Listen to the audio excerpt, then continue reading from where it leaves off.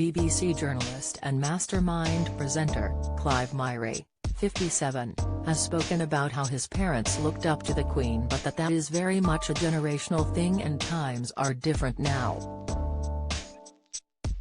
Clive, who has been frontline reporting on the war in Ukraine, has presented a documentary looking at the history of the crown jewels, a world-famous collection of over 23,000 gemstones.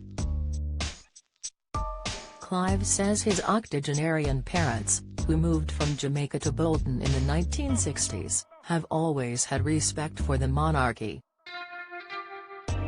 He explained, in a new interview, certainly Caribbean people of their generation looked up to the Queen.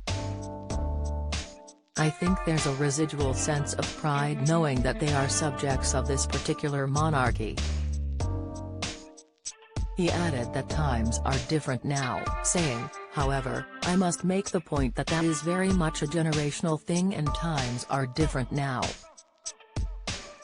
Growing up, Clive said, as a child of the Empire, there was no positive connection for him to the crown jewels.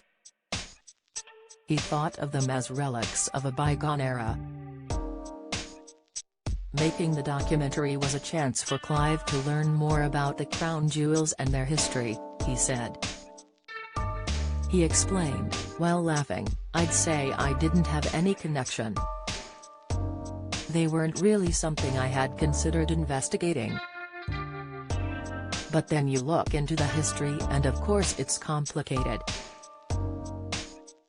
A lot of these gems come out of revolution, out of empire, out of duplicity. It's a difficult, exotic, amazing history.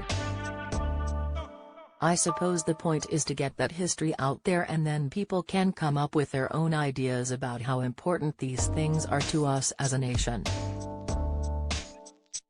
When asked whether he thinks the famous Koh-i-Noor diamond, which is currently set in the Queen Mother's crown and has a complicated history, should be returned to India following recent demands, he answered, I have no position on that, frankly. As I said, I think my job is to put the information out there, to explain the controversy and to explore why various governments, including the Afghans and Pakistanis, feel the diamond belongs to them, and then to let people make up their own minds. Anyway, who would you give it back to? Replying to the suggestion that the diamond could be cut into pieces, he said, oh my God, no. Some serious craftsman taught me how to polish a diamond, but I didn't learn how to cleave one. If you make one mistake you shatter the whole thing, he told Radio Times.